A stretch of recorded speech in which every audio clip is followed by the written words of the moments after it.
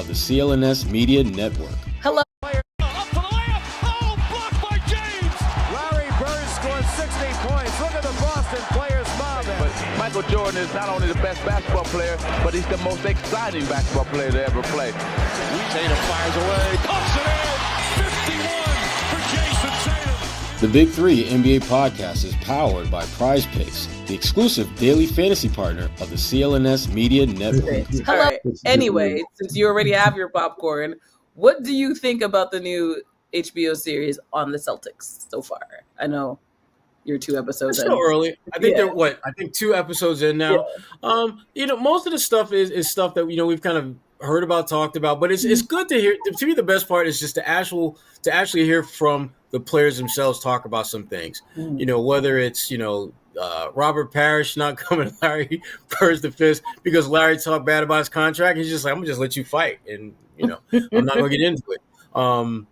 Or just there's lots of little stories like that throughout the first couple of episodes. So I think it's good entertainment. I mean, it's definitely something that I would recommend people watch. But if you've been a long time Celtics follower, there's probably not a whole lot of new ground that's going to be covered that you didn't know about before. That's good to know. Yeah. Yeah. Through 2 episodes, it's been solid. The information has been good. The thing that stood out to me is kind of the interviews that they've pulled back, archive stuff with Red Auerbach, with Bill Russell, with Wilt Chamberlain, and then some new stuff. Our friend Jeff Twist is in there. Yeah. Our friend, the great Tom Sanders, is in there. Hope Satch is doing great. So it definitely, reaches back to the history, not only of the championships, but kind of the city, and also Bill Russell's place in the franchise post Cousy. A lot of the transformation as a man he was going through in terms of being involved in the civil rights era, not liking the environment he was playing in terms of Boston, the racism that he felt. And then the racism that was going on and basically ravaging the country as a whole in the mid to late 1960s. So part 2 kind of ended at the end of the Russell era in 1969, when he, as a player coach, he led them to a second consecutive title and decided he was going to give it up. He was going to retire as a player and retire as a coach. And now I'm sure the next episode will approach the 70s, which began very slowly, but Tom Heinsohn takes over and leads them to 2 championships in the 70s. So, and if you're looking for more information, it's in the book, in my book, my Celtics book. Hold on, let me put this out here. And right next to I don't have any props for show and tell today. Oh wow! I got my. I didn't see that coming, Gary. So all the great events of the team's history. You want more specifics, more coverage about the particular games and some of the moments, it's in the book, but definitely and I think that's a good documentary on the history of a team, and also the people side of it. So solid 2 episodes so far, 4 more to go. Wait, that being said, because you already wrote a book about most of this stuff, have any questions so far? It's only 2 episodes in. Have you had any additional questions that have gotten your wheels turning about the franchise in general? It's kind of stuff that we've gone over, like the first all-black starting 5. Yeah, we knew that. That's in the book. They touched on that in some of the poignant moments. Havlicek stole the ball. Mm-hmm. Some of the things I learned was just kind of Russell's, how do I put this, like his, basically, going to Medgar Everest's funeral and going to the March on Washington. Not that I didn't know that, but just kind of like Bill was woke.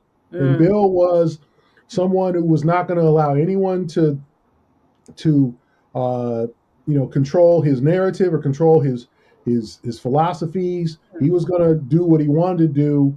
And if you were on board with him, great. If you weren't, then that's your problem. So I think a lot of it touches on Russell the man, which I think obviously is a very complex man, an amazing man. And hopefully young people can learn more about him, not just the 11 championships, but what he did off the floor. Is a current Celtic that sounds just like him the way you just described? JB. Yeah, very JB. much so. Yeah, he's definitely a Embodied good it. part, a good part of the first two parts. Yeah.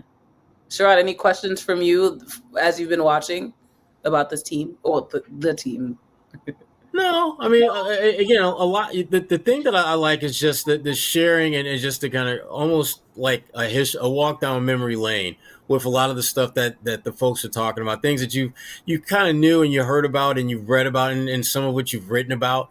So that's been really good to see, because I think that one of the things that gets often lost in this day and age is history, and how history has a way of being twisted and contorted in ways that it wasn't meant to be. But unless you hear from the people who lived it, when if you're wondering the dynamics of Robert Parish and Larry Bird's relationship, hear from Robert Parish. He'll tell you. If you want to, Jeff Twist and all the different, athletes that he's worked with through the years. If you want to know what that's like, he'll tell it.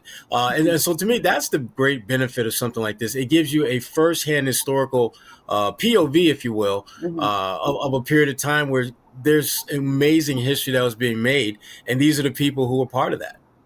Well, that sounds good. If you haven't watched it yet, don't feel bad. I haven't watched it either. But the good thing is that only 2 episodes so far, so we have time to catch up. So I'll catch up and get on the same page as y'all. But let's go quickly around the league. Our favorite reality. PrizePicks, the best place to get real money sports action.